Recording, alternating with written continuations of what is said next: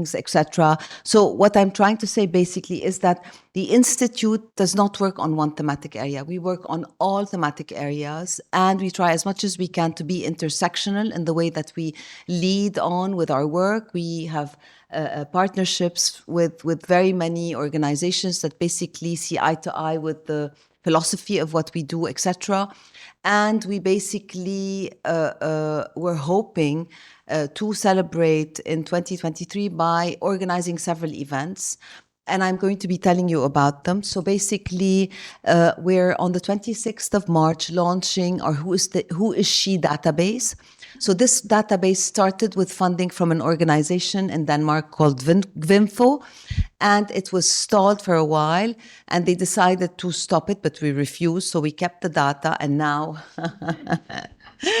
so we kept the data on our servers, and we recently got a grant from UN Women and UNDP with funding from Canada to celebrate our 50th. And one of the things that they wanted us to relaunch was the Who Is She database. This is one.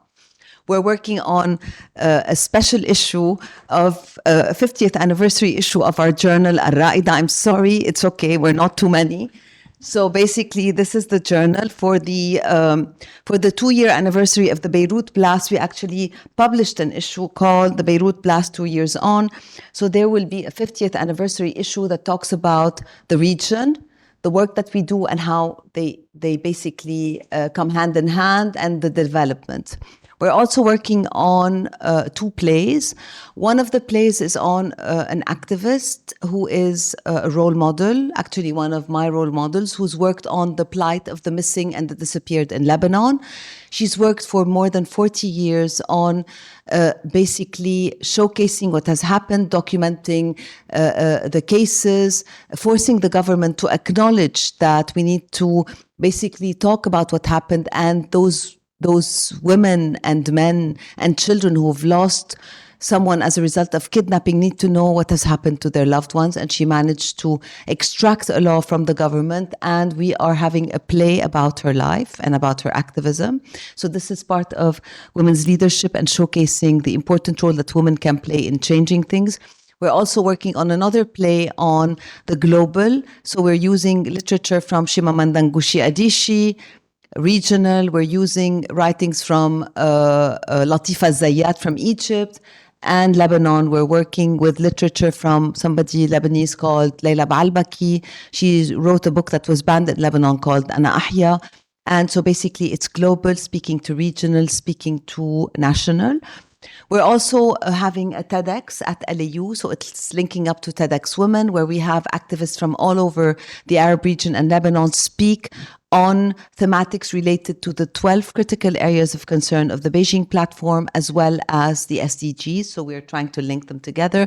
And women will do a TED-like talk, and this will take place in October 12, 2024. The last thing that we're doing is publishing a book on women pioneers in Lebanon. So this was a book that was started by a previous director of the Institute, and she passed away without finishing it. As part of honoring our own, we're publishing this book based on the methodology that she used, which is basically recording the life stories of these women, not from them because they had passed away, but from loved ones who basically can recount what has happened. So basically, we try as much as we can to populate the body of knowledge with data related to the movement, related to women's political participation, economic participation, the LGBTIQ community. We work on marginalized groups. We're hoping to re-enter the Lebanese prisons and work on women's prisons in Lebanon. There are many work in progress. For the IDS project that we basically are partners with, we're very happy that Lebanon was the Arabs region representative of this Countering the Backlash project. I will stop here and I will leave the floor to I'm used to Suhaila being the timekeeper, so did I exceed my time? So I leave the floor to Suhaila to talk more about the project. Hi, everyone. Welcome. So Miriam touched on quite a few things. Let me first introduce myself. I'm a senior research fellow at the Institute of Development Studies. For the Countering Backlash program, I lead the work strand, which is on voice, which works with women's rights and feminist organizations and LGBTQI organizations. And we have research partners in 5 countries to help us work with that. What I will do is tell you a little bit about the program itself and the rationale behind this particular event, because the conversation is structured in a particular manner, and you can see all my panelists are looking at me a little bit warily. They don't need to be that worried. The questions are not that hard, but they are kind of stitched in a particular theme. So the program itself, it's a 6-year program funded by Swedish SIDA. We were very excited to get this grant, partly because of the scope and flexibility, but also the timeliness of the issue.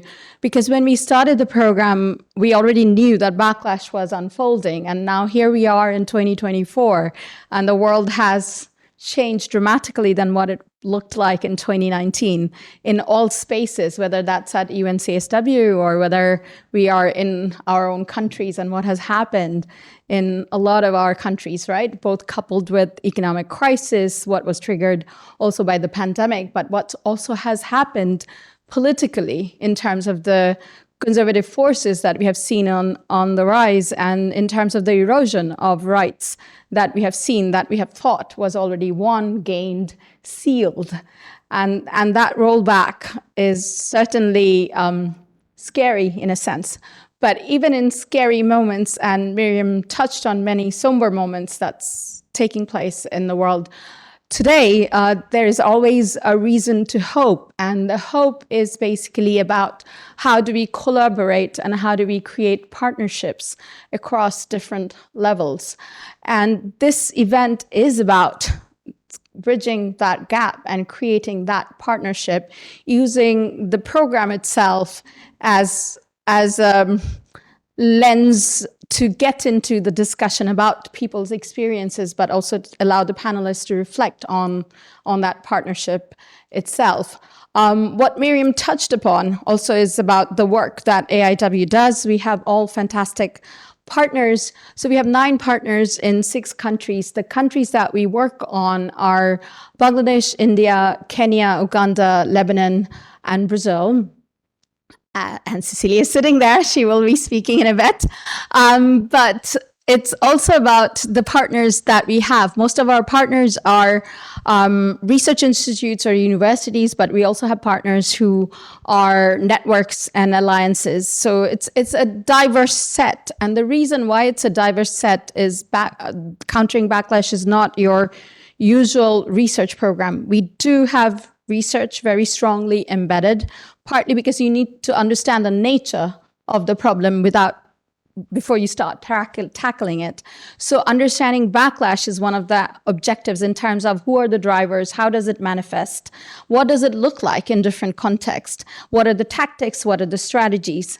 But apart from that, we are also tracking specifically the co-optation of feminist ideals, feminist language, feminist gains, and what does that co-optation look like at different levels, both in terms of international spaces, but also at the national level that we are working in. And the last bit, which is the most important part of this program, and we have been fortunate in the sense that for the partners that we have had, is the program acts as a convening space for bringing people together to have dialogues on this issue, not just dialogue among the researchers, but also dialogue within country with alliances and organizations that are working to fight against the erosion.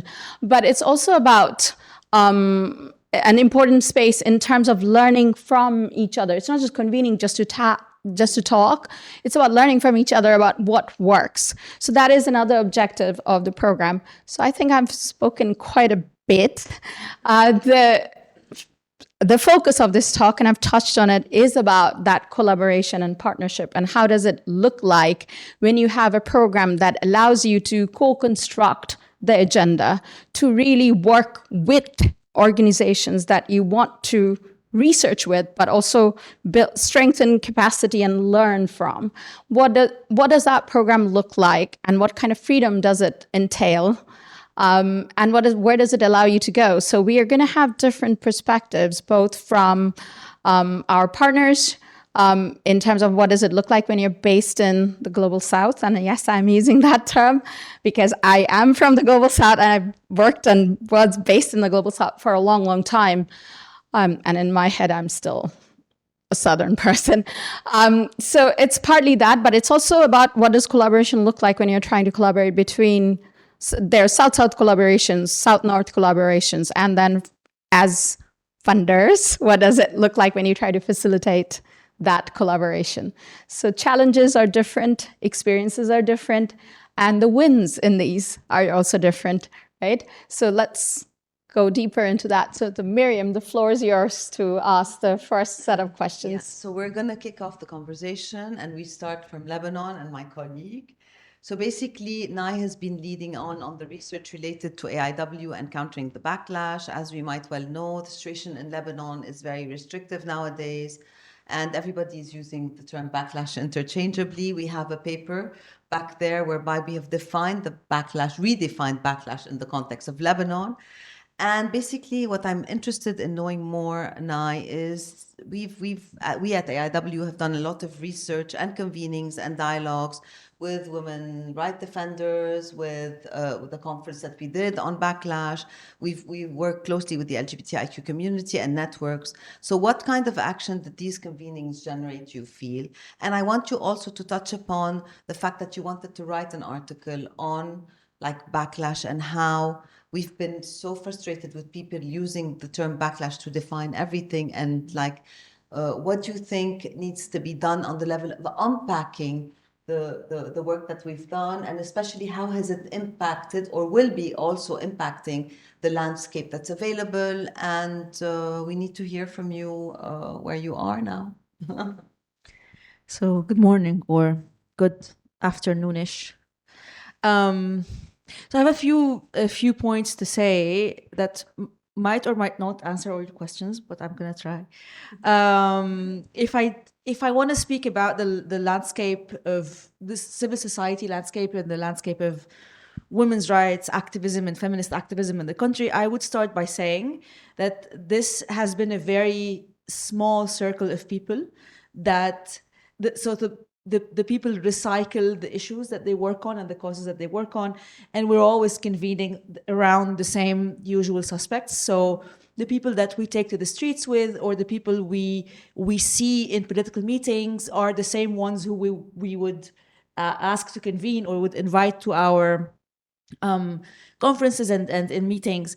And I'm saying this to say, to foreground the fact that with this in mind, and with the fact that the country has been in an accelerated downward spiral in terms of the financial, the economic meltdown, and now with the genocide in Gaza and the spillover of the war, the Israeli war in the south of the country, these people are burnt out, and there's a sense of exhaustion, and as well as the mass exodus that happened after the Beirut blast in 2020. So this left us with an even more limited and even smaller circle of people who are active and who are willing at this point to talk about these issues again and again. That's one thing. Another thing is that with the term, so when I first reached out to these people to convene and to to put together a very contextualized definition of backlash, I had to explain what we mean by backlash. This was maybe 3 years ago or 2 years ago. Fast forward, why did I have to explain? Because in our paper and in our context, the hostility against women and the exclusion that women and other vulnerable communities suffer from is embedded within their systems. There are no gains against which people are going to react. And there is no, there isn't a momentum where right-wing forces or the authorities would see as something significant that they would react against. So the position from which the baseline position of women and vulnerable communities in this country, not this country, in Lebanon, well, maybe this country too, I don't know, and in my country, in Lebanon, is already very frail. There are already very basic rights that are denied to these communities. The claims to power that we see is talked about in literature on backlash is a far-fetched goal. That's one. Two, this exclusion and this violence originates from the family structure. So as opposed to other contexts where power system or oppressive systems or processes start from the state into other areas of life, into other structures, it's the other way around in Lebanon. So it's the way the family being a significant political actor, the fact that women's role in the family is also extrapolated into the registries and into the census and into the state, as well as the fact that what we call backlash today in literature and in the global north and in the US is not the fundamental threat to women's rights in Lebanon. It's something that's an add-on. Yes, we see from time to time like a certain movement against a woman politician who is not affiliated to any party or any family, for instance. And that's because she is a woman that's breaking into a male-dominated, the patriarchal system, basically, which is the parliament. But the fundamental threats to women's situations, queer groups in the country is basically embedded in the way the entire system is built up. Also, and the third point, and that's why I had to explain, like I would tell them, so we will participatorily put a definition of what backlash is in our context, because the backlash that people talk about in the literature emanating from the global north is not relevant to us or was not relevant at that point. Fast forward 3 years, and I think this is because there's a trend, you know how the funding trends basically take over everybody's conversations and take over all the spaces, and there's a lot of money coming in on, say, X issue. It increasingly seeps into the conversations. It becomes the issue. So fast forward 3 years, and we're seeing people like feminists and scholars talking about violence against Syrian refugees in the country, which has been the case even before the Syrian war, even before the mass influx of Syrians into the country. This is part and parcel of the systemic situation of the country. It's now suddenly called backlash.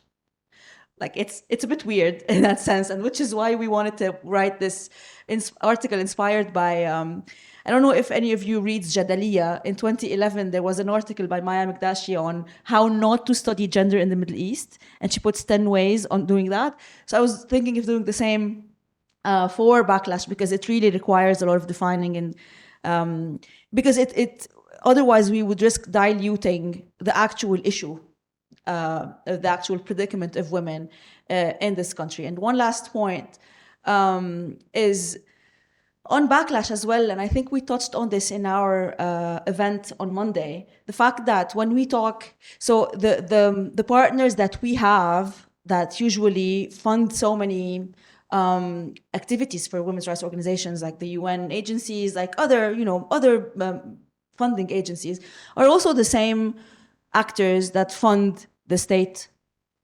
activities, the military institution in the country, in our country at least, and when they know fully well that these institutions, the military institution and the state and these agencies basically, are major perpetrators of backlash and of violence against the women, the groups that they fund on the other hand. So I think there's a lot to be said around that, around how the conversation on, how a funding stream can take over a conversation, can hijack a particular issue and basically contribute to turning it somewhere else.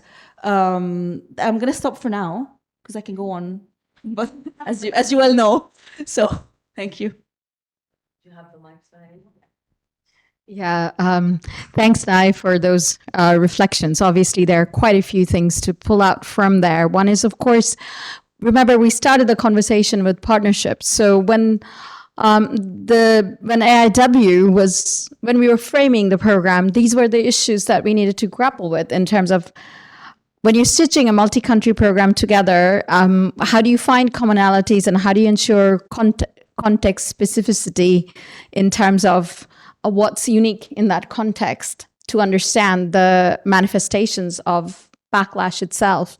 The other thread that's relevant here, and we will, Chloe, I will pick up that conversation with you in terms of the question that comes in terms of context specificity, but that's later. But what is relevant here is also the issue around how we looked at how programs are designed and how much flexibility is there. And Miriam, I think you have a question for Jirka around that. And the donor funding bit and the contradictions in that, we will be picking that up with you later, Ida and Constanza. But Miriam, go ahead, ask your question to Jirka. So I just wanted to say that it's thanks to a meeting that happened here between Jirka and our previous executive director, Dr. Lina Abirafa, and this room maybe in specific, that North spoke to South, and we got that funding, and we came on board into the Countering the Backlash project. And so basically, Jirka, my question to you is that IDS has a long history of convening, but this is not without its challenges. So like, if you could tell me what are your reflections on the way the Countering the Backlash was envisioned to foster North-South partnerships that's equitable in constructing the agenda and the ways to foster knowledge sharing to counter backlash. And if you could like enumerate on maybe one or two examples based on the experience that you have, and we're all ears. Okay, thank you, Miriam. That's a big question to answer in one or two examples. But as a northern, somebody coming from the global north and working at IDS, studied there in the 80s, an institution established in the 1960s to help the British government to help the former colonies to develop, let's say. So it's the development north-south encounter par excellence in a sense. But of course, IDS has evolved quite radically in some ways over the decades. And with it, a lot of a set of values and visions and ways of working with participation, with what our current director calls engaged excellent. I don't like the term. Think of excellent engagement. But so how do we, IDS prides itself on its power of convening, as it sometimes says. Again, as a term I'm fairly uncomfortable with. But the question is twofold in terms of co-construction and in terms of knowledge sharing. This program, as you already mentioned, Miriam, I was here in 2019. Well, you didn't mention the year, but 25 years ago, I was in this room actually meeting Lina Abirafe, doing a parallel CSW event, having just been an interloper at the OECD DAC GenderNet meeting down the road, trying to convince donors that backlash against gender issues is going to be a problem, and it's currently a problem then. Anyway, that was a harder conversation. Thankfully, I met Lina here, and that we struck up a new contact. And this is relevant to the co-construction, because the way that we have been co-constructing our work and focus in gender has very much been based on long-term collaborations with organizations like NAME in Brazil. We have Cecilia Sardenberg here, who was a member of our Pathways to Women's Empowerment program for many, many years. And so the different strands of work, Sohela's strand, my strand with patriarchy, we worked with partners for decades, essentially. And in 2015-16, we were traveling around. Sohela and I went to Canada, and I went to Sweden, Norway, Finland, and pulled partners together at a workshop in Brighton to define what are the new directions for research in gender, reclaiming gender justice. Reframing gender justice, that was called. Anyway, that led to this program, and so those partners were very much. Some of those partners are very much active in that framing of that. So coming into the program itself, thankfully, SIDA agreed to fund this program after much pestering from us, and actually engagement in SIDA's own gender strategy, I should say. So there is a two-way conversation there. But the first year, one aspect happened, COVID came along, but regardless, we had a year of co-constructing, a year of program startup. which was essentially co-constructing the theoretical framings of backlash. And a lot of these discussions about what backlash is goes back to those conversations that we had both in Brighton and then online repeatedly over an entire year. And then, of course, as Strand leads, Sahela pulls together a framing around voice, and I pull together a framing around patriarchy and masculinities. And then we work in different ways with different partners, both at local and regional, but particularly local level and globally. So that's pretty much in terms of the co-construction. And of course, this is challenging because it's long-term and it's iterative work, and it requires staying the distance and trust and work, not giving up on each other. And so when we come to, just to say that those are long-term collaboration, AIW wasn't.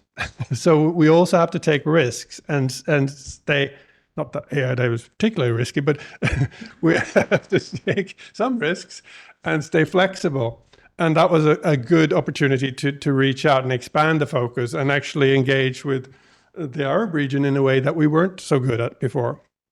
And then more recently, we've actually picked up a new partner in Turkey, Özgün University in Qatar has. Through what we call a seed grant. So we've also expanded our collaborations with other organizations, including in Serbia and Pakistan and so on. Anyway, so when we come to then knowledge sharing, how do we share knowledge and co-construction?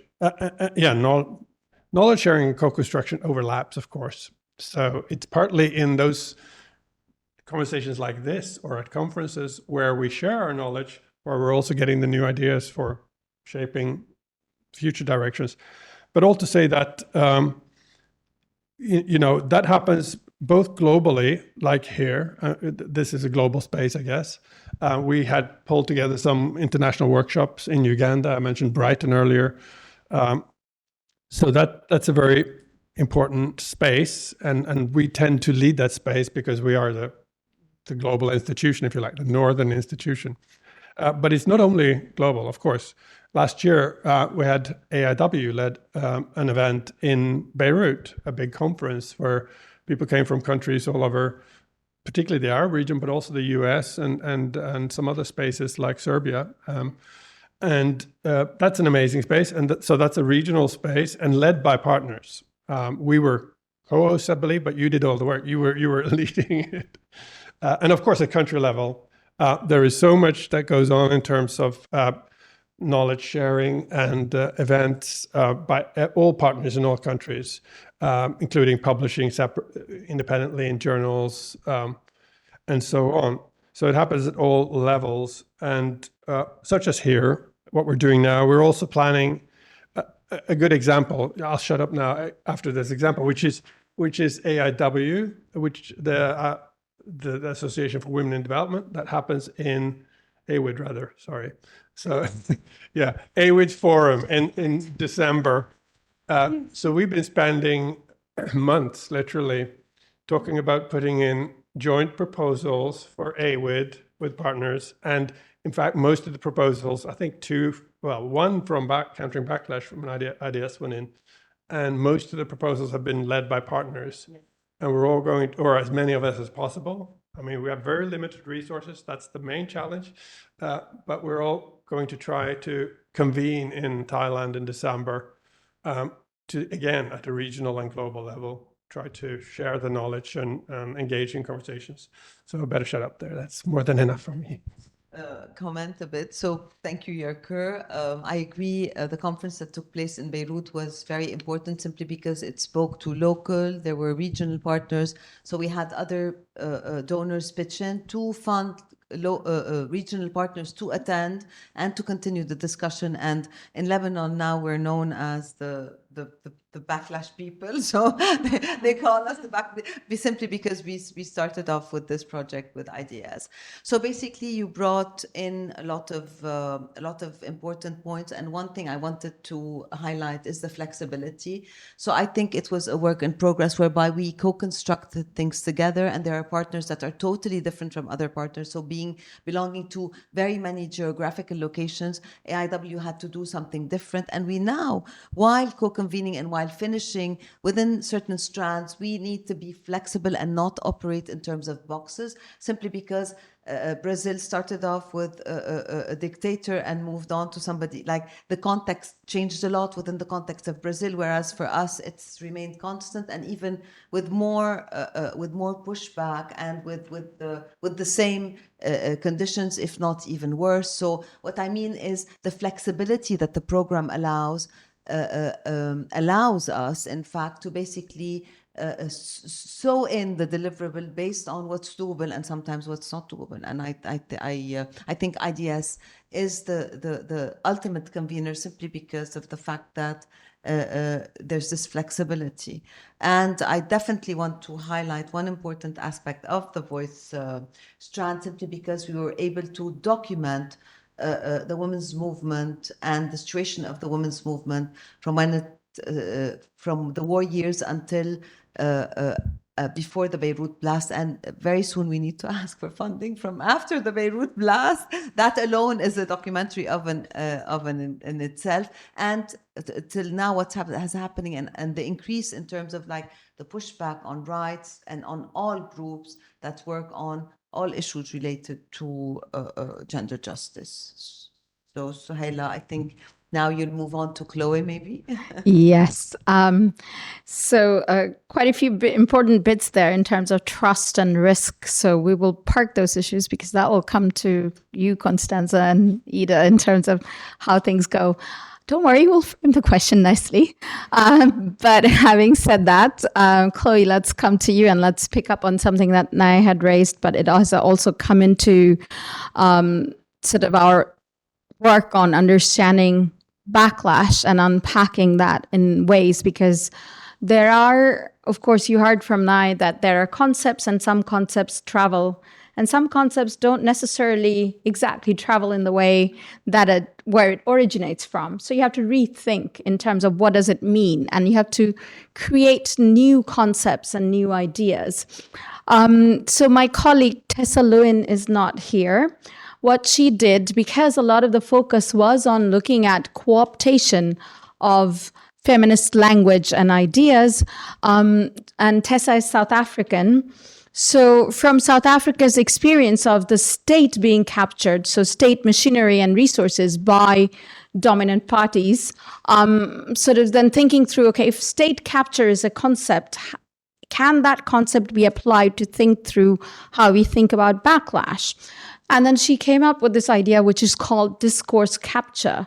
So it is about capturing of feminist discourse or queer discourse in particular ways that you alter the meaning completely. And there are different tactics and strategies that the oppositional coalition, and we know that backlash actors are diverse and they apply it in many different ways.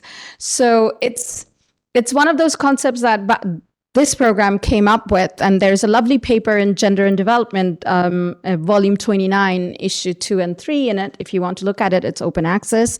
But it's also, that is a concept that we then ask the partners to test, that does it hold, and collect different types of examples. So Chloe, you are, I'm not going to say impersonating Tessa, but you're definitely representing her paper.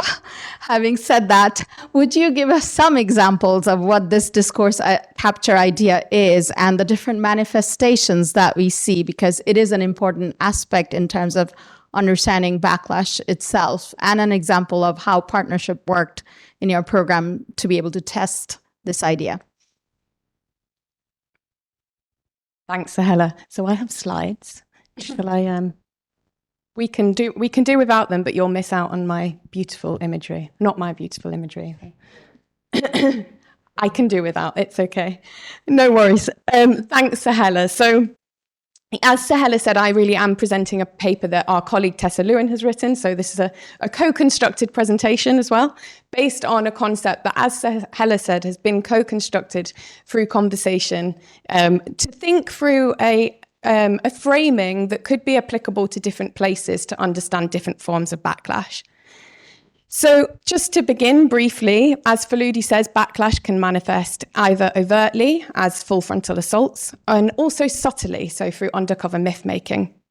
And drivers can be material, for example, threatened power, or also existential, such as threatened norms. And what that looks like in different spaces, of course, looks different. So finding those more subtle forms of backlash, if we have kind of one frame that isn't fluid or flexible, is obviously therefore hard. So discourse capture is one way of trying to find a fluid frame, something cohesive that holds together, but that can be applied to different contexts. So backlash, as we know, is the politics of preserving gender inequality and could also be conceived as the dismantling of systems to protect women's or queer rights. And that can include discursive systems. So as we know, language has material consequences.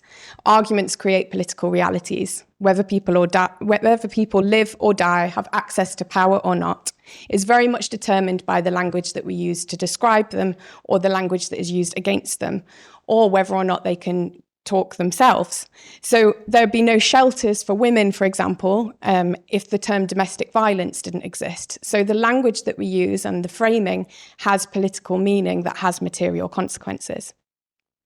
So as Sahela said, the notion of discourse capture came about from Tessa's reflections on the concept of state capture. So state capture was first identified in a World Bank paper in 2000. And it's described as a governance disorder in transition economies in which public interest is subverted by the development of problematic relationships between business and politics. And then, as I said, that was popularized within the South African context, particularly in 2016. So taking state capture, and Tessa said to me, she then kept seeing discourse capture everywhere. So she started convening and conversing with partners and looking in different contexts to see how and where we could see discourse capture. So existing literature talks about co-optation, as we've spoken about resignification, about the reconceptualization of progressive notions, the appropriation, the erosion, or the dismantling of gender justice. And that, again, as I've said, operates within the realm of discourse. So Tessa's broke down this one kind of global, this one bigger frame, discourse capture, into 4 different types. Those 4 types are resignification, shifting, mimicry and appropriation, twisting and repurposing. So I'm going to give you some examples with reference to some different contexts. So the most obvious and significant example of discourse capture we could see is the resignifying of gender as an ideology. So through that framing, gender became seen as a threat. It became seen as one monolithic thing, as a singular entity that can and that could be feared. This notion that was a kind of traveling repertoire of meanings and malleable according to context, so dependent upon the history of a particular country or so on and so forth, that term became kind of like a signifier that could be used by different groups to ultimately discredit feminist and queer thinking and action. And that in some cases led to the closure of gender studies departments, for example, in Hungary. Yet, as Butler writes, Butler, who's seen as, in some cases, as the architect of gender ideology, and for whom, therefore, an effigy was burnt in 2017 when she arrived in Brazil to launch a book, she says, there is no ideology of gender. It is a rich academic discipline, and it does not espouse a single view. So the second form, so resignification. Secondly, shifting. So the rhetorical shifting and the ways in which backlash actors can kind of take terms and shift them, and also change their own kind of frames of reference and their own frames of action. So this is very clear, for example, in pro-life forces who've transformed, in many cases, their framing of the abortion issue as one that pits the rights of the fetus against the rights of women, to now shifting to one that emphasizes the bond between the woman and the child. So again, we kind of see a shifting of over-shaming, a shifting away from kind of very religious rhetoric to one that instead comes across as more compassionate, as ostensibly more women-centered, and one, therefore, that could be put alongside the term feminism. Thirdly, mimicry and appropriation. And again, we see this in so many different contexts. So mimicking and appropriating feminist terms or queer terms. For example, in France, La Manif pour tout, the protest for everyone, which was a French anti-gender movement. And this was, initially it was coined to oppose the same-sex marriage bill. And now it's kind of reformulated and expanded its remit to the defense of the traditional family. Manif means protest and is strongly associated with the left in France, whereas La Manif pour tout appropriated the language of La Mariage pour tout, which was the same-sex marriage bill itself. So that's the protest for everyone, taking the language of marriage for everyone. In Uganda, the organisation responsible for leading the anti-homosexuality bill is named the Interfaith Rainbow Coalition Against Homosexuality. So a very clear capturing of the LGBTQI symbolism of the rainbow. Or in Argentina, there was the counter movement to the Green Tide pro-choice movement. The counter movement was called the Blue Wave. So we saw a mimicking of visual symbols in that case, where the green scarf was mimicked by the blue scarf. Finally, there's the twisting and repurposing of feminist or queer discourse. So a very clear example in this case, and again, something that's moved in different contexts, is very malleable, is this notion of gender ideology as ideological colonization. And again, in so doing, you're seeing a linking of progressive language and action and praxis for anti-colonial movements, for decolonization, and putting that alongside regressive right-wing movements by claiming gender ideology as ideological colonization. There's also ways in which different rights get pitted. So gay rights, for example, seen as a threat against religious rights. So again, there's that repurposing. So just to conclude about what can this mean, we have to document discourse capture, and to do that, we have to do that in partnership and in conversation. So a frame like discourse capture can work then as a point of departure, something that we can grapple with and talk about and look for different examples of it across the globe. And what's really needed for that and for all forms of counter backlash is practical coalition building, cross-movement activism, and the shared crafting of a world of a pro-gender worldview. So one in solidarity, where we can take frames like this and unpick them, document what's happening, and find creative ways to resist it. And to conclude, so gender is a primary battleground across the world for neoconservative politics, seeing privileged groups seek to restore, maintain, or increase their power and position. As we know, this is happening very differently in different ways. And I have a lovely quote here, which is, "We should simultaneously both seek to emulate our opponent's newly unified front, and more profoundly to be what they fear we are." Thanks, Chloe. So now that puts us in terms of, there are many, many things to unpack in terms of discourse capture, and we know it's happening in all of our contexts, actually, in different ways. But what is important is, if that's a point of departure, as you mentioned, Chloe, in terms of thinking through, okay, how do we work through this in partnership to not just gather evidence, but also to counter it. A big part of that is also thinking through, well, how do we resource what we do, but also how do we create spaces? So it's not just about money. There resources are many different types, and we need to be creative in many different ways. That creativity looks different when you're at the national level. That looks different when you're sitting at a research organization, and it looks different when you are, and I am using that label, when you are a development partner agency or a donor agency. People look at you for a particular kind of support and help, and the way you need to function and the politics there is also a tricky way to navigate given the current context, not always easy. So Miriam, I am passing this bit to you to ask the first question to Constanza, and then I will ask Ida the next question. Yes, so as I said, UN Women, UNDP, with funding from Canada, has funded our celebration of our 50th anniversary because they thought it's an institute to reckon with, especially it's been doing whatever it's been doing on gender equality for the past 50 years. So definitely we all know that UN Women has played a very strong role in shaping global discourses on women's rights and gender equality. So in your experience, what fosters knowledge sharing among actors that you work with in the global north and south? And what role is UN Women playing in general? And what can you do more, and what can we do more?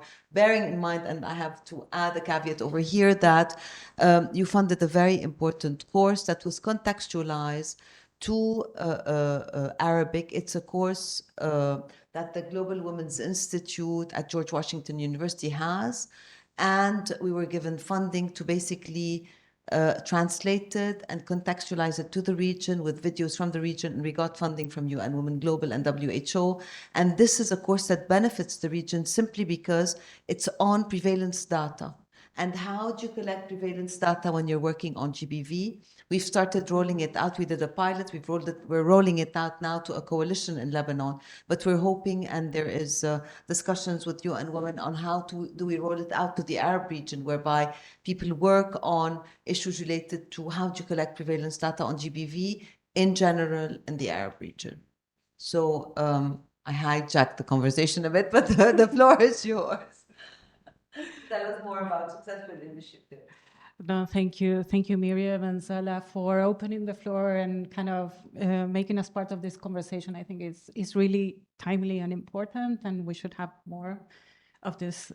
So I think kind of like the thread of the conversation in the panel is about what we know, right, about backlash and its different patterns, its contextual manifestations, but also on how we partner to counter it, to resist, and to push forward for gender equality. And I think what really resonated of that question was about, and it's very related to your presentation, Chloe, has to do with how do we, I mean, within our role in terms of, global discourses on gender equality and women's rights, how do we reclaim and reframe some of the reframing that you just talked about in a way? But I mean, I'll go deeper into that in a minute, but also I want to kind of give you a bit of a bird's eye view of what kind of different challenges UN Women, as the UN agency that champions gender equality and women's rights, it's kind of facing due to this growing opposition that is, creates new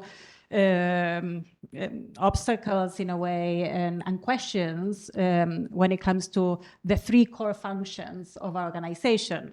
One obviously has to do with our challenges on our normative work and our work in intergovernmental spaces, and I'll go deeper into that in a minute.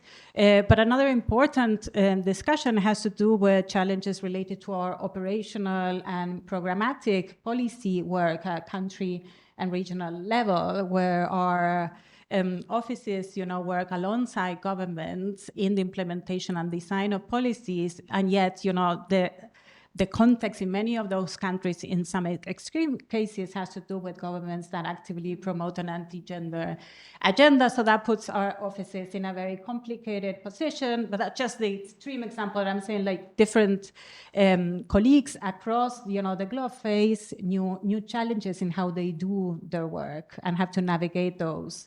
And we had a really interesting internal webinar, that where we gather staff from different regions where we could discuss and, kind of build on that and what's the organization thinking on how to address that.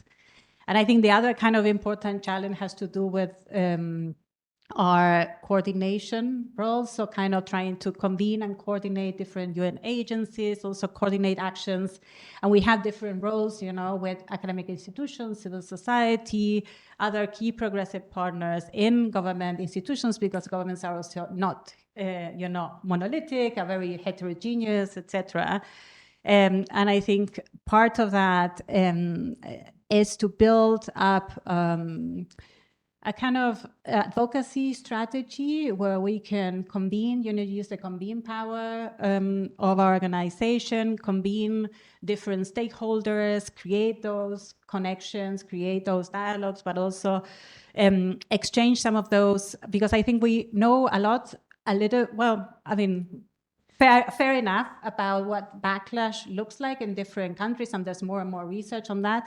We know much less on what works and what feminists are doing to counter it, and what should we amplify, and in which context, and what are the risks and opportunities as well.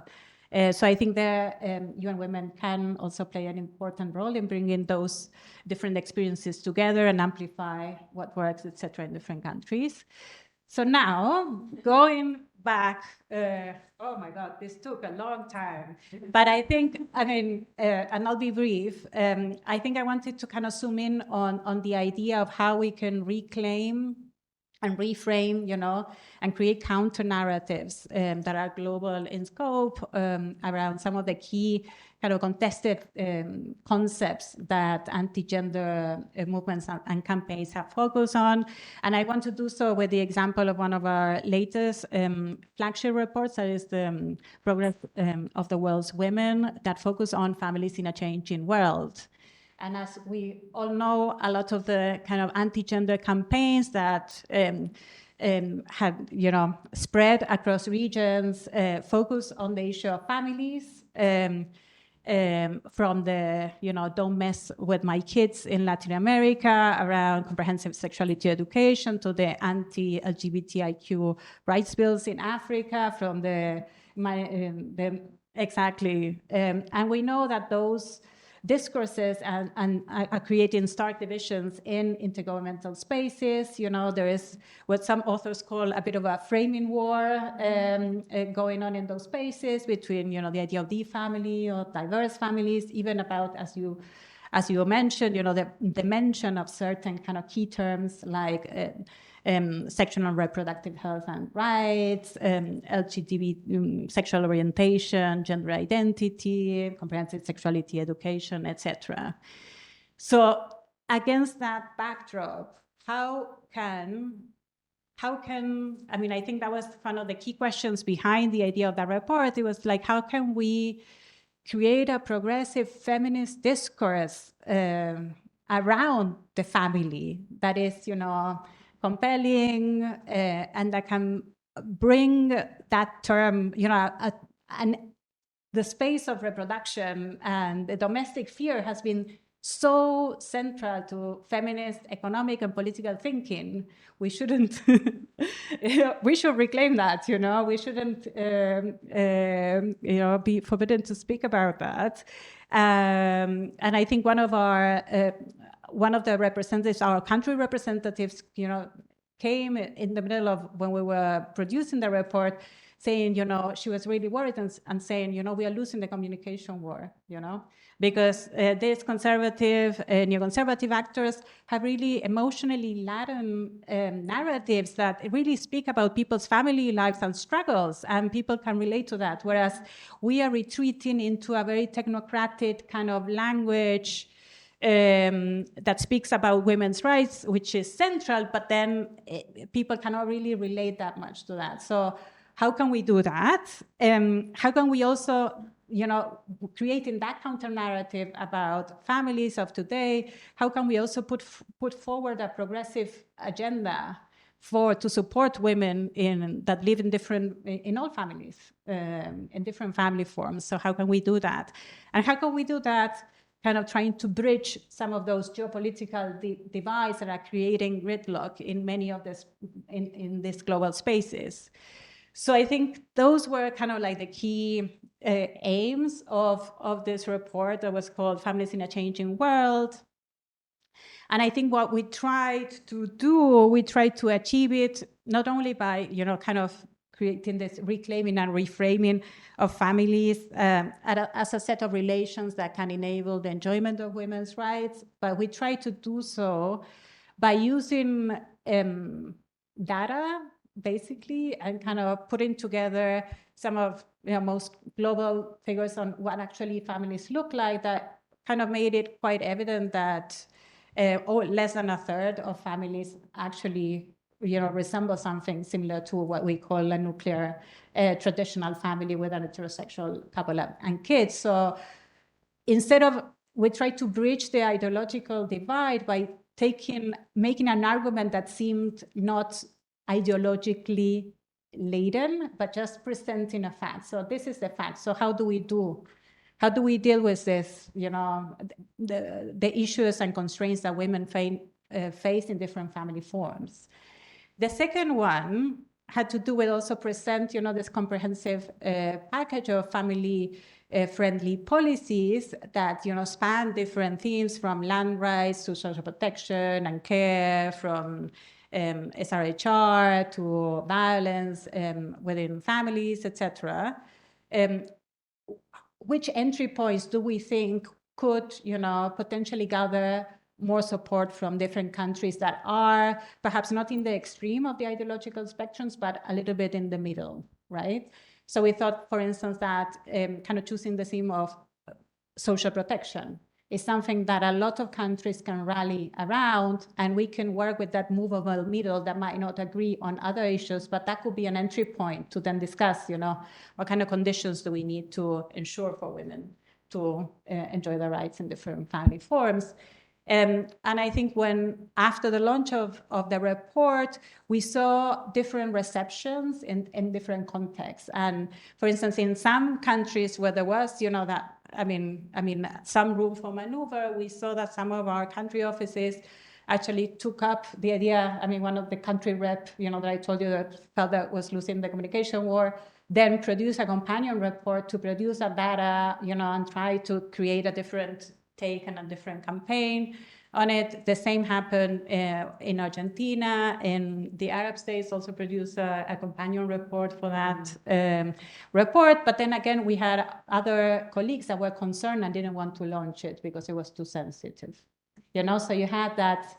So in some spaces, it created opportunities, in others not. We do know that some member states use the data of the report to make the case of the diversity of families in some of the intergovernmental spaces.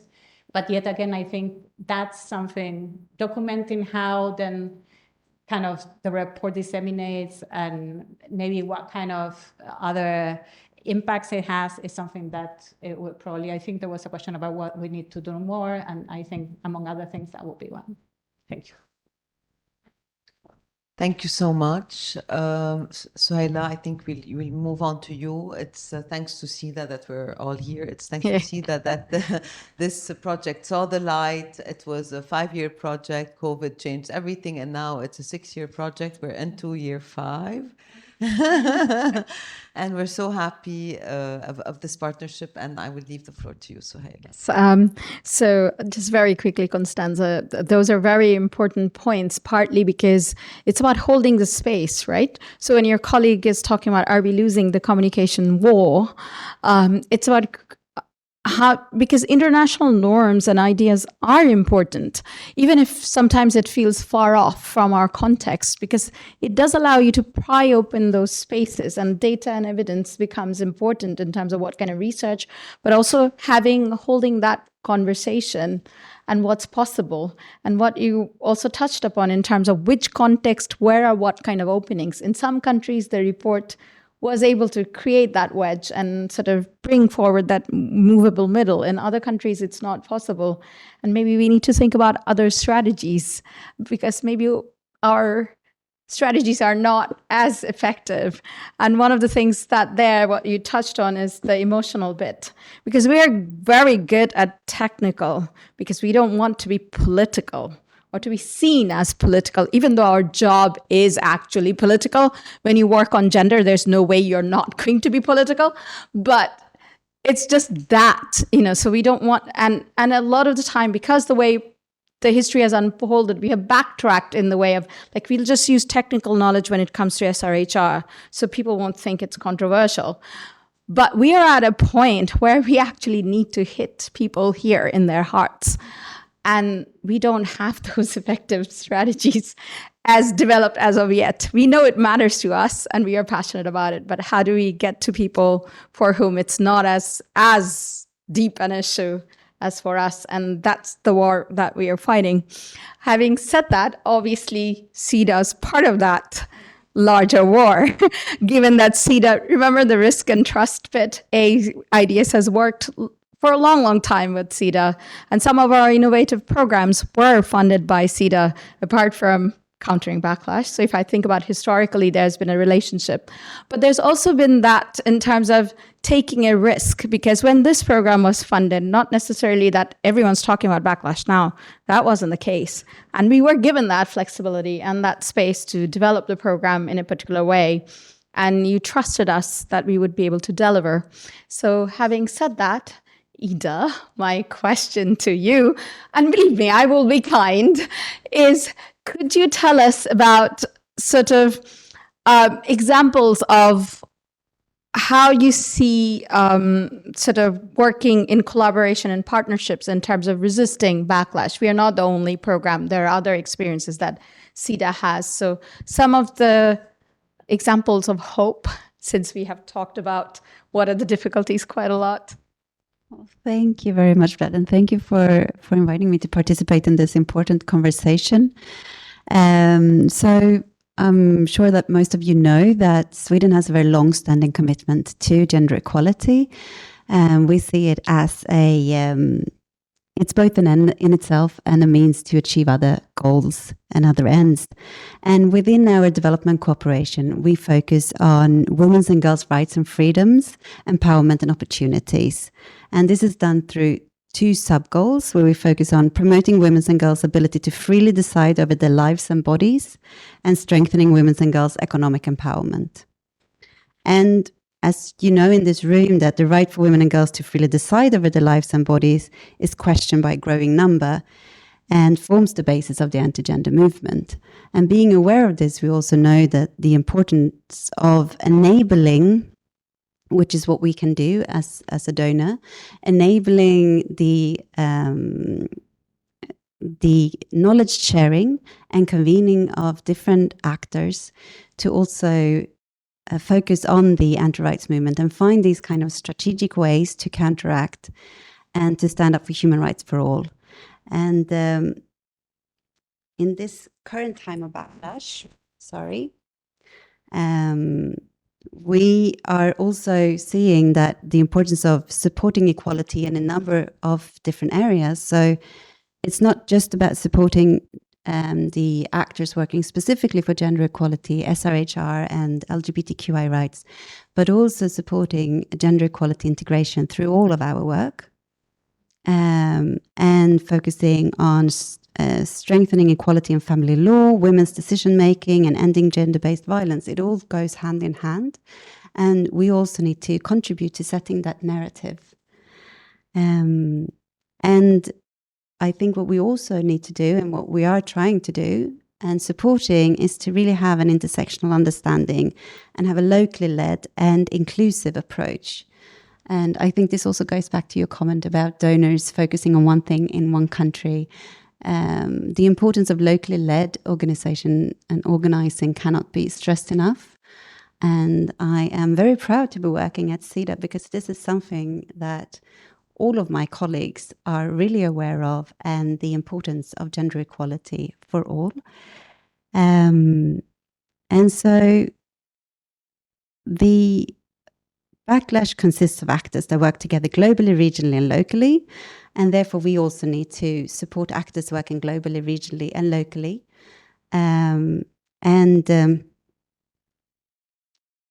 As I said, yes, we need to support all partners to safeguard gender equality and women's rights.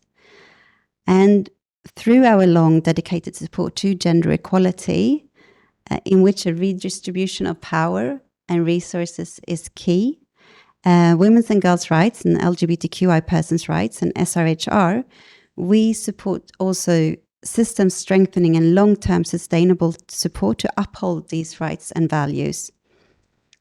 And we have dedicated contributions then towards partners such as IDS, and we're very happy about this cooperation. So thank you again for the great work that you're doing, and the same with UN Women, very proud cooperating with you as well. So this is one way that we do it, supporting partners that are directly working against the anti-rights movement and supporting human rights for all.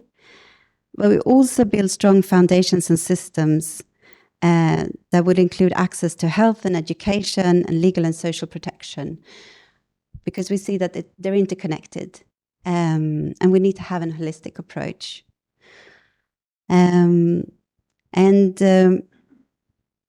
We also acknowledge that the women's rights organizations, they are key stakeholders for the achievement of gender equality. And therefore, I was so happy when we received the figures for 2023, and we could see that our support to women's rights organizations had increased during the year, because that is something that we have really focused on internally. So very happy that also gave concrete results in how we manage our resources and funds. We know that women's rights organizations, they raise women's experiences and voices, they provide evidence-based input to policy development and processes, and they act as watchdogs that monitor the implementation of gender equality policies. And they are at the forefront for pushing back against the backlash. And we have global strategies that we receive from our government on gender equality, health and SRHR, education and women's economic empowerment, climate and environment, and democracy and human rights. And then we receive bilateral and regional strategies as well. And they are all supporting gender equality and primarily working then through global actors that are present in multiple countries and regions while operating at the global level. And then, of course, for the bilateral strategies, we support actors that are present in a specific country. And really, I would like to stress that the support to women's rights organization in this work is it's unquestionable the most evident and most important way that we can pursue a quest for a more gender equal world. Having said that, the evidence that you provide us with so that we can support reshaping a narrative is key. So thank you very much. Thank you, Ida, for that. Sometimes we forget what does it look like from the angle of funders sitting there and the need for evidence to prove your case that this work needs to continue. And that collaboration is always useful between researchers and funding agencies, but it's also the collaboration. And our work wouldn't have been possible without the work that happens on the ground in terms of activists who are fighting every day, but also the kind of work that they do, the systematic, Miriam, you mentioned documentation of what has happened. Because for a lot of us, we get busy doing, we forget that, okay, that also needs to be documented in terms of what has worked, what didn't work, what happened. And that systematic documentation becomes quite important. Having said that, Miriam, I know we are supposed to ask the panelists to react to each other, but we also have Cecilia in the audience, and we also want to do Q&A. And I am also looking at the time. Having said that, our timekeeper. Yes. I just wanted to add something on the importance of localizing the agenda. You know, like this is a very important thematic that we need to all look into, and the importance of like local voices and like giving voices to local people. So thank you for mentioning that. Absolutely. So, having said that, I'm going to move to a person where actually things have shifted in the sense that when we started the program, we thought, okay, it looks very bleak, but Brazil has managed to have a turnaround, but that turnaround is not without challenges, because once you start eroding institutions and systems, it does take a hold. So, Cecilia, if you could tell us a little bit about what's happening in Brazil and sort of the partnerships that you think are important, including the work that you have been doing with countering backlash with the different feminist groups and that experience, because election was quite important, but you guys also did interesting work in terms of tracking the abortion discourse and also around women's political participation. So if you could touch on those issues, but I will only give you 5 minutes, Cecilia. Okay. I'm going to try to speak fast. Well, I already speak kind of fast. No, I'm fine here. I can see everybody from here. If you remember when we had our first meeting in England, in Brighton, when Maíra and I spoke about Brazil, we cried. I always cry because it was such a big change. We had a lot of good changes, and then suddenly backlash on everything, not only on women's issues, but all kinds of rights with the election of Bolsonaro. And the extreme right took over in Brazil. They're still there, and they're very strong, not only in Brazil, but they're growing all over. So we thought that there's no way we can talk about backlash without talking about the rise of the extreme right, because there comes with a religious conservatism, which is very strong, and the neo-Pentecostalism is growing tremendously in Brazil. And Brazil used to be a Catholic country. Now it's really losing a lot of, people going in the Catholic Church. So there's been a change, and it's not a good one, right? So our program started, our research, right when the pandemics hit. And then during the first year that Bolsonaro was in government, he canceled all the social support programs, like Bolsa Familia, which is like the conditional cash transfers. And then came pandemics. The poor became even more poor and died. 700,000 people died. I'm sorry, I get emotional. And it was useless because he could have supported all the vaccination campaigns, and he didn't. There was a negationism spread all over the country, and it was difficult to fight against that. So our first research was on the programs that were going to rather try to reenact the Bolsa Familia program, the conditional. And they didn't want to give nothing, not even $50 per family. So there was a long and strong reaction, and people pressuring for a better, sort of like a Bolsa Familia, but not exactly like that. And it was passed in Congress. It wasn't Bolsonaro, it was the pressure from Congress. And women had a big role on that, on community organizations, and trying to change that in the community level and helping, like community held kitchens, social kitchens, helping people. And it was something that was very strong. So our first work that we did, our first reports, were on this Bolsa Familia and what was happening. Because looking at families, from that perspective was very important at that time. And then we started seeing the backlash against legal abortions in Brazil. Like a 10-year-old girl denied her the right to have an abortion, and it was a big issue. 10-year-old.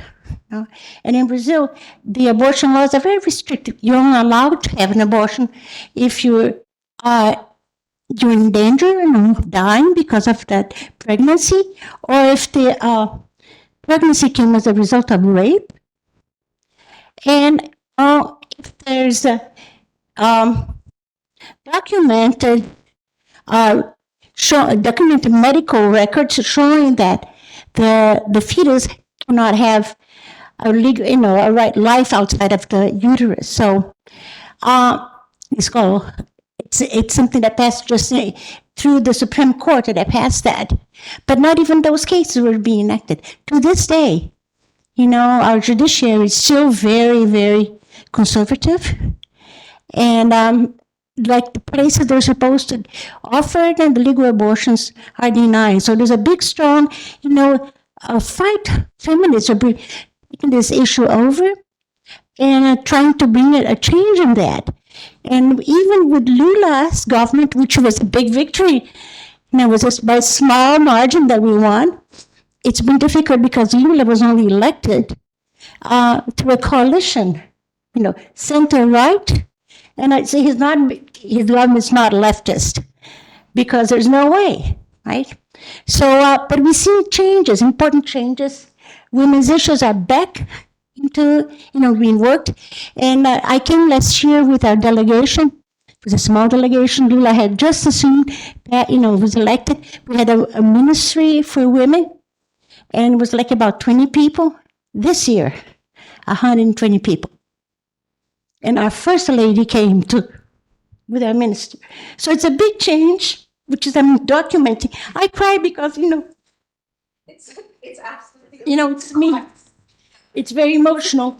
But, there's been a big change, and we're going to continue to change things. I'm old, so I cry easily. But I've been in the struggle for over 40 years. Well, longer than that. Since I was in my 20s, I'm going to be 76.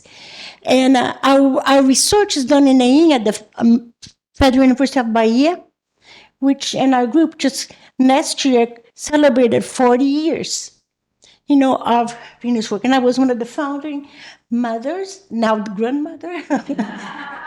And so it's been a work. And we worked first with IDS and the Pathways program. And we've continued, and we want to work more because we know that this year is like a test year, in a sense, because the first year and next year, we only have that to document. Now, the backlash and the counter backlash. Now we're trying to, really work with the counter backlash because that's what's happening now, and it's a strong and difficult struggle, but we're going to win it, we hope. We need more funding, We need to document that because the university, there was one thing, was a cut of funding for the universities, cut of funding for research during Bolsonaro, and we're now just beginning to receive more funding through the universities, but it's very little. So our founders, please, UN Women, please. See that this project is very important. Thank you. I'm sorry I spoke too much. Thank you so much, Cecilia. Of course, thank you for pointing out that there's always room for hope, and we will not stop the fight, and that it's a long struggle, but we will get there. Here's to being founding grandmothers. Miriam, so we have about 20 minutes. What would you like to do? Do you want to open up to the floor? I think we should open it up to our audience to see if they have any questions. And I just wanted to salute you for all the work that you're doing. You're paving the way, and you've always been emotional about that simply because this is what you do. This is what you breathe. This is your bread and butter, and you're involved, and you're implicated, and you care. So we all feel the same way. Like when I speak also so passionately about what I do, I could like burst in tears as well. But thank you, Cecilia, for sharing your experience. And I just wanted to see if you have any questions. Yes. Let's seize this war. Stop the war. And save the children in all the countries that are going to be suffering this backlash. Now that we're watching now, that's happening in Gaza. Thank you. Maybe leave the microphone over there, whoever wants. genocide, but it's a strong word. Does anyone have any questions? Yes. Please introduce yourself. And by the way, there are material over there before you leave. Hello, everyone. I am Sabika from Noor. Actually, my question is probably like far away from this context or about South Asia, but I come from India, been working as an organizer and activist for a very long time, both in the space of gender as well as Muslim rights. And I just wanted to know from your particular context and throughout your studies and research and the reports, there's one thing about us organizing, coming together, collaborating, co-producing, knowledge sharing to counter backlash. But under fascist governments like that, of the Indian government, for example, so many of my friends, comrades, and colleagues are behind bars at the moment. There's not a time when I go to the airport, I'm not stopped by the police and by my country to ask questions. And there's always a risk that we run when we counter backlash, not just counter backlash, but in our work itself.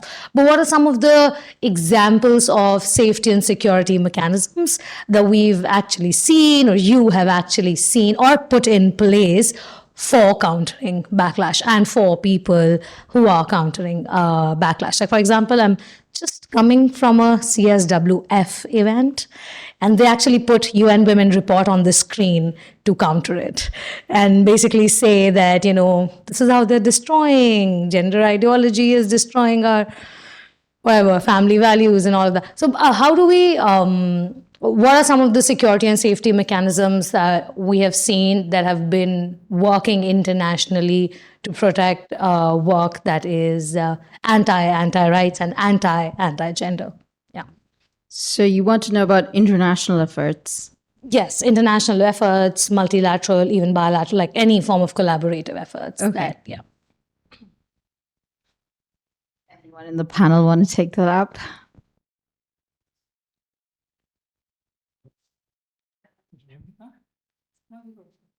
I was just going to say one thing is that solidarity, I think, is one of the best mechanisms of kind of facilitating safety for those for whom there is a greater risk in activism, counter backlash, and so on and so forth. And that, to me, is solidarity as well, is such an important part, is kind of spreading risk across, recognizing the difference, how we're differently positioned with regard to risk.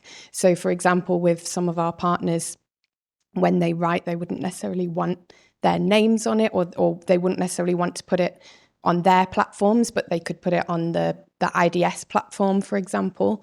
So I think, yeah, it's not particularly detailed, but when you were talking, I was just thinking solidarity is just so important in a context like where in a world where risk is, as we know, according to who we are, how risky things are for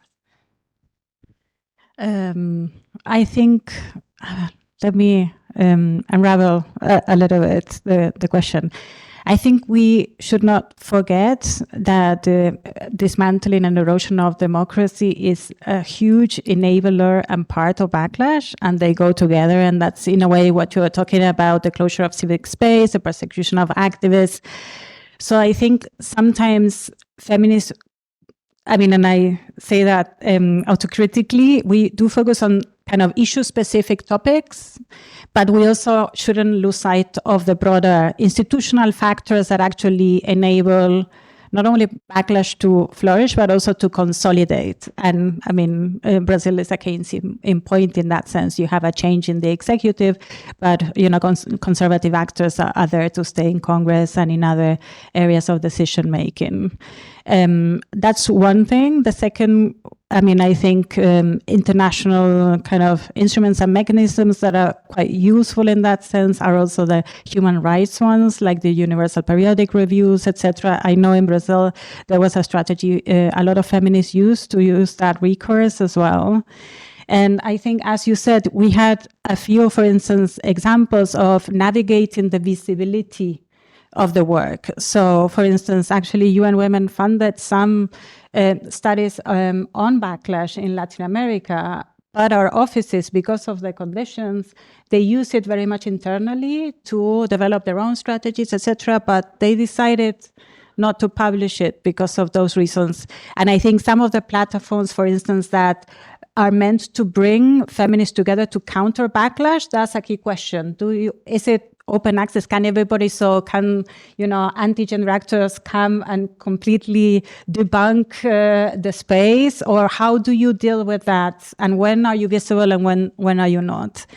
And just one last thing that is very much on the, I think, Latin America agenda that is related to that is that I do think that there is a huge need for comparative research on feminist responses to backlash, but equally important is to understand the institutional conditions that allow for the consolidation of economic and political power of neoconservative actors. And that means going beyond gender issues. That means looking at tax reforms that, kind of create exemptions for informal religious institutions, as is the case in Brazil and in Central America. That also means looking at state subsidies that, shift. And instead of, subsidizing women's organizations to provide shelters, then, they move. So I think kind of thinking of those core kind of broader issues is equally important to create those safety mechanisms.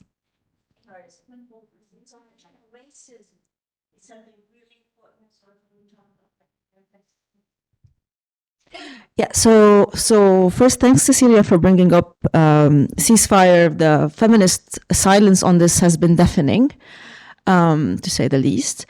I wanted to say something in a comment on the capture and a comment on the communication war, and also in response to your question. Before the genocide unfolded, there was an escalation in anti-queer sentiment in Lebanon. But that's also to return to our conceptualization of backlash in our framing.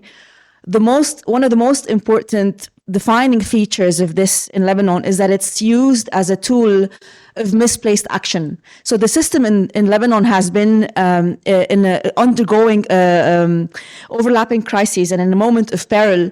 And instead of addressing the socioeconomic menaces that are actually threatening the country, they've been trying to extend the longevity of the system by creating imaginary enemies such as the queer community, such as people who would want to get civil marriages outside of the country, to basically create this moral panic around this imaginary enemy. And this has been happening for over a decade now. So we have a vibrant queer community, yes, but at the same time and in parallel to that, the deployment of sexuality policing has been ongoing for a very long time at very critical political junctures in the country. So at the eve of parliamentary elections, to attack a particular secular candidate, etc. And so in the past so maybe I would say starting June 2022, I think, a year and a half ago, we started seeing a very radical, ultra-Christian, ultra-right-wing movements trying to say, the queers and the civil marriage project are basically threats to Christianity, they're threats to the Christian conviction, etc. And in the past 6 months, and last summer, basically, political leaders started to talk in an escalatory manner about it. Like, we need to kill these people. And that everything that has to do with liberties and freedoms around the fact that they're able to coalesce all these terms under one ideology. So anybody who says, oh, we're for freedoms, period, personal liberties are now painted as being queer, which is not an accusation in any way, but it's the way they've been framed. And in the summer of last year, there was a protest happening, just being pro-freedoms, and it was severely attacked, and people had to flee and had to drive several kilometers away from the protest site, away from these thugs, basically, who were out saying we are against queers when the protest is not about that. And I think what we decided implicitly to do at this point is to basically step up our game in terms of a discourse, because we used to be very capable of taking to the streets in terms of Lebanon, I would say, simply because the oligarchy doesn't care and would not look at us twice.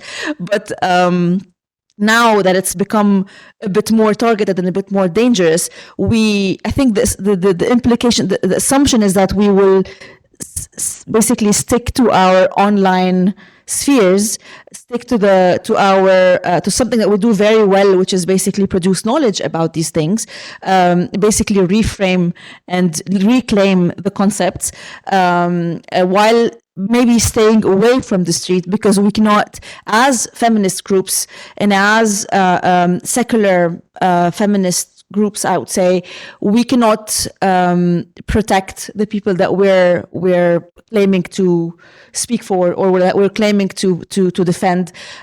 We don't have the capacity to basically to marshal around in protest sites in order to protect queer people or anybody who the thugs would think that, oh yeah, this person looks different, this person looks gay, I'm going to go and beat them up. While we can't do this protection function, we would stick to the online sphere, where we can actually produce knowledge and make sure that the discourse is getting to the places that it should get to.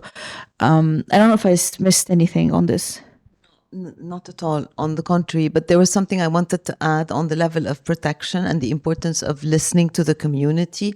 So basically at the university, we had a lecture on conversion therapy, and it's all about positionality. So it was not publicized online. It was in a closed setup at the university. And one of the speakers complained about not publicizing the event, simply because his positionality was that he's a physician and he has a position whereby he feels protected. He has all the tools to feel protected and not to be harassed, whereas community members in specific who were speaking asked us that please, you do not publicize this invitation except to a very close group where we can feel it's a safe space. Over and above that, you don't put it online or share the link online. So what I'm trying to say is that we also need to, just like localizing the agenda, we need to listen to the community members and listen to what they want in terms of like either the LGBTIQ community or any group that's being targeted for a reason. I think this is one of the advice that we can give. One last thing, sorry. And instead of publishing research papers or reports in the names of the individuals, what we're doing basically is having think tanks, incredible organizations, basically co-sign or work together on, a very well-researched, very thorough kind of documents on these issues. So basically, it's also a form, I would say, an implicit form of protection of the individuals per se.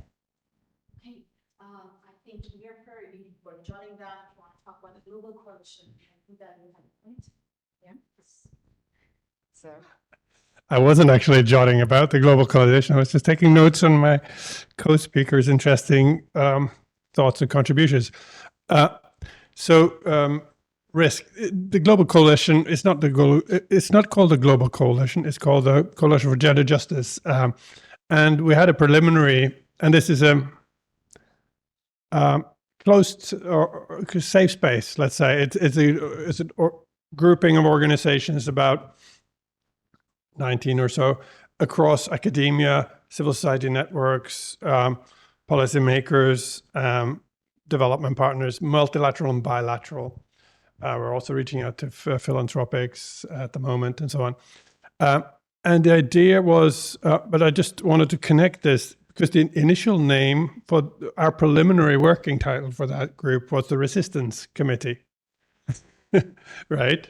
And I thank you for mentioning the word fascist, because actually the reality in a lot of people's lives, we are looking at tactics and realities which are, you're dealing with fascists in many cases. And that's, I don't want to use that term lightly. I use it in very specific historical comparative analysis terms from what went on in the 1930s in Europe broadly, particularly here anyway.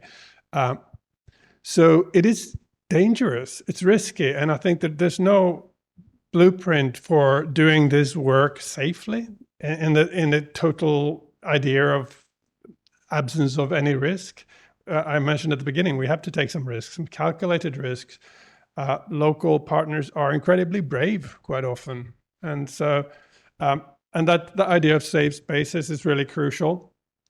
So this Coalition for Gender Justice, the idea of that is that we bring together people from different spheres or different spaces, from policy to research and to networks of CSOs, in order to create a safe space to strategize and think about what is needed for us for mutual support to build a kind of an ecosystems of resistance, if you like.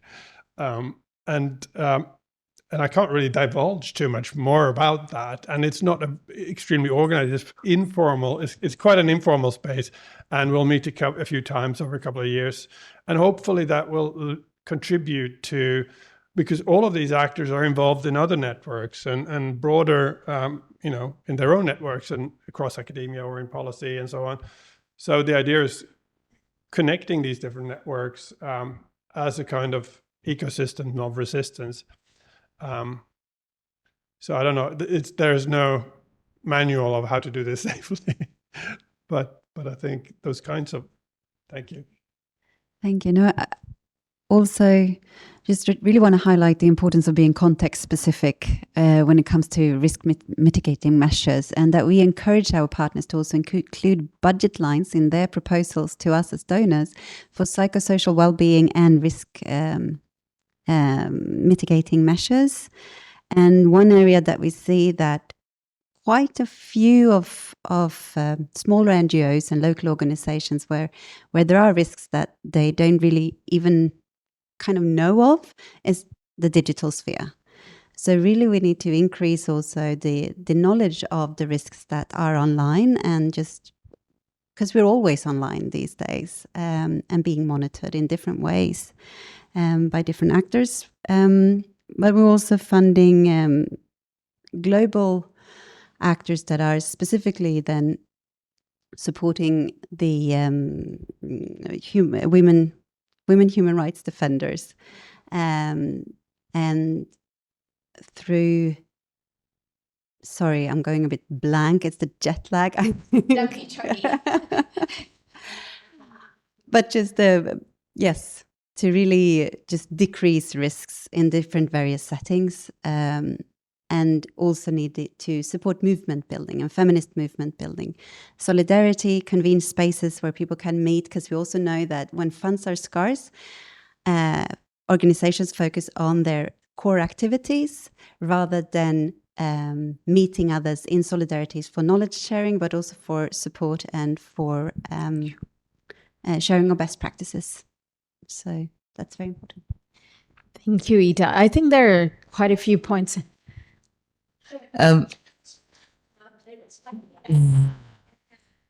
Yes. Okay. Yeah. Because it isn't the final document. I was just reading here from our the people in our committee. The final document does not. It's again facing a lot of people against backlash against the word gender, the term gender, and also it's not nothing doesn't mention in racial diversity nor sexuality. So these things are going to be out, of the final document. I think we have to talk to people, not country, our representatives, to pressure we have until next week for the final document to record this, because it doesn't have it. I just read it. Okay. Sorry, but this is important because we're the CSW. Of course. So Helena, sorry. Go ahead. I personally think we need to be fair and give the people who are attending online the possibility of voicing their concerns. And there's someone who sent a message. I'm sorry, I didn't catch the name, but I'm following Nurgul. So I'm following the gender backlash conversation being held by many agencies and academic institutions, and observing a very depressing moment as fascist, nationalist, and criminally patriarchal groups come to power around the globe, erasing decades of achievements by women and human rights movements in just a few months. It's frustrating to see that international financial institutions continue collaborating with the government and, in some cases, even provide direct budget support. which helped them sustain and gain people's support. The call for conditionality in international aid was made 30 years ago and is even more relevant now. Moreover, we're observing a shortfall in funding for gender equality. Do you think the communication between UN agencies, human rights organizations, and donors like the World Bank, IMF, ADB, and EBRD should be more assertive? What needs to be done differently? My eyes, I think I need to invest in eyewear. Anyway, I don't know who's going to answer this question, but... Well, we don't inhabit the funder world. We are two funders here. Do we want to put them on the spot? I don't know. Any reflections? It's a huge question. I don't think you can have specific answers to that. No, I don't have a specific answers off the top of my head. I mean, I think certainly working with international financial institutions and trying to shape and kind of modify some of the practices in terms of conditionalities, in terms of debt, condonation, etc., is hugely important, and that's something that we've highlighted. Being mindful that also UN Women, it's relatively a small player compared. I mean, so you have to see also the kind of understand the politics of transnational relations. So I think we do, we raise the issues and hope others will do the same. So. Thank you, Ida. Any response to that question? You don't have to respond.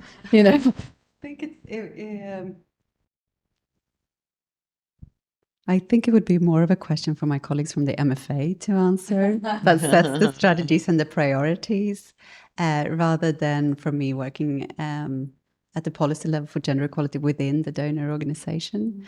So it wouldn't be quite fair. And I'm not going to go into my personal views, I think, on the issue here. So I'll pass this time.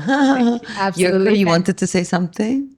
I just thought it was really challenging and always good with a big question to challenge us.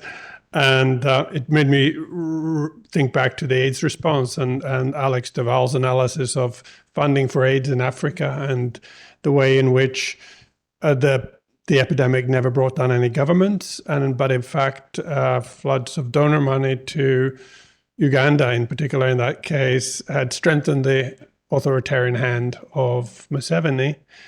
And more recently we've had articles in The Guardian, for example, about how funding from Europe and America, bilateral funding, official funding, has been supporting groups who have supported and enabled the anti-homosexuality politics, which is part of this backlash at the moment. And that's been going on for a long time, and it's all history. Around the millennium in the US, we had a change in terms of AIDS funding. The separation of church and state was fudged, and Bush decided to make sure that faith-based organizations could get HIV/AIDS funding for abstinence and faithfulness work. And it's a longer story, but of course that funding has now continued to grow. And in 2009, I did a study with a colleague in IDS in 3 countries in sub-Saharan Africa called Aid for AIDS. And 40% of the health services in those countries were managed by members of those countries' Christian health associations. And they were all getting aid funding. And I'm not saying all of those organizations are backlash actors or anything, but certainly there would be some among them who are very active, working with local aspiring theocrats, and this issue of about the re-engagement between faith and state, which has flipped around full circle since the 20th century, when we actually tried to secularize governance in international spaces as well as national spaces. So this is a huge question. It's good with stimulation. So thanks for that. Half a second, Chloe. Half a second. Absolutely. I'm jet lagged, tired, and hungry. So am I, Chloe. I think the question, though, what it speaks to is the normalization of violence that's it's systemically imbricated within all of our systems and in which we're all enmeshed. And I think we therefore need to take risks with a critical race analysis, with a class analysis, with a gendered analysis to understand that risk is differently proportioned. And for those of us who can, in some instances, we need to take risks in solidarity. And I think that is the only way in which we're going to dismantle the systemic violence. And I think Palestine is an incredibly clear image of that right now, where there's millions of people under a genocide, and some of us need to take risks to our jobs, to our funding, to speak out and to be in solidarity. And I think that question speaks to that. Basically, I just wanted to make an announcement. We're actually recording. I just wanted to take your approval that that's okay, one. And two, we're preparing an issue related to our journal, Al-Raida, on the conference that we did on countering the backlash. But I'm thinking maybe this conversation, and if you can send us your notes, maybe we can have a student listen on and like maybe write something about this conversation that's happened here, so that people would learn more and we can like publish it in the issue. And if you have if anyone's interested in submitting as well, we'd accept that. So Miriam, my partner in crime, we started about 15 minutes late, but we are 10 minutes over 2. Given 10, my clock says 10. So it's basically, we know that you guys also have places to go to, and it is a busy day and people are online. So I know the conversation is going to generate a lot of thoughts, and you all want to ask all of them questions. If they're hanging around after this event, you can definitely go up and ask them. But the event is being live streamed, and obviously for the online audience, I would say post the questions in the chat so that we can at least share with the speakers. But maybe perhaps we bring the event to a close. Yeah, we're going to do that. I just want to say thank you to all of you. And I just want to thank my colleagues, Barbar, Miguel, and everyone who's responsible, Erica, for publicizing this event and making it happen. We're given this beautiful space to host this event. I hope it'll, and I'm glad I brought in the good news of this space becoming a campus. I personally think, not because I belong to the Lebanese American University, but I personally think the fact that we've been there for 50 years and the fact that we've done this work for 50 years, despite all the backlash back then, that we didn't term backlash, and we actually don't have a term for it in Arabic, because when we were working on our project and we wanted to introduce the subject, the translation is Raddat al-Fa'al al-Anif. This is in Arabic, which is a huge term to explain a short term like backlash. So I wanted to say that it's always been there. I think it's more pronounced now. And I wanted to thank you all for coming, and thank our funders, and thank IDS for always being such a flexible leads on the specific thematics that we're working on, and for understanding our context. I remember very well, after the Beirut blast, one day after the Beirut blast, we had the partner meeting that I didn't cancel, even though I was injured as a result of the Beirut blast. And it was so funny for me. I wanted to act as if nothing happened, and I wanted business as usual. So I was actually injured. I spent the whole night at the hospital, but I insisted. And then they thought I was a lunatic, I'm sure, back then. You know, the city was bombed, people died. It was the third non-nuclear explosion, the biggest non-nuclear explosion, the third biggest one.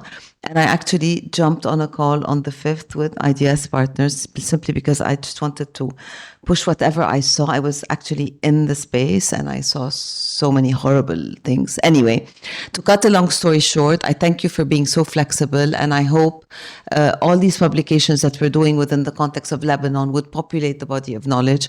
I want to thank my partner in crime, Nai, for being so committed, even though we lost her and she went to Canada, but she's still on the project and we still managed to engage her and force her to work with us. She's working, she's she's a consultant actually. And I just want to say I'm so proud of you for moving on and doing her PhD. She's accepted into 2 programs. We'll have to celebrate our own. And thank you. So Hayla, I will leave you to conclude. Close it. Well, thank you to LAU for hosting us at such a marvelous space, but also for giving us the brain space to design this event. And thank you to all of you for coming. But could we have a round of applause for our brilliant panelists? Because they have been absolutely fantastic in giving us thought-provoking insights, but also the questions that you guys brought. But apart from that, 2 things that I think we need to take away. Constanza, you're going to love our research, but all of you will also, because we are looking at countering, and we do have clustered strategies for particular types of contexts that we hope to be sharing with you guys. But as you know, research and data takes a little bit of time to analyze, and we want our evidence to be concrete, not just because people would be using these strategies, but also because the claims that we get to make. We are not like the oppositional actors who will just give you myths and facts that doesn't hold, right? But we are getting there because all of us are working at different fronts to think through how to counter in an increasingly challenging world. The other bit is, of course, that all of us are witnesses to this moment that's happening and things that are drastically changing in our lives. And all of us have individual and collective agency. Let's not forget that. I mean, the structure at times seems so oppressive, and you feel hopeless, and you feel like, okay, nothing makes impact. Some actions have short-term impact, some medium-term, and actually the war we are in, that's a long-term war. So we need to win that, not just short-term gains. And we have to have our eyes on that. And I'm sure all of you do because of the work that you're doing. So thank you all so much for joining us and being here in solidarity. Thank you.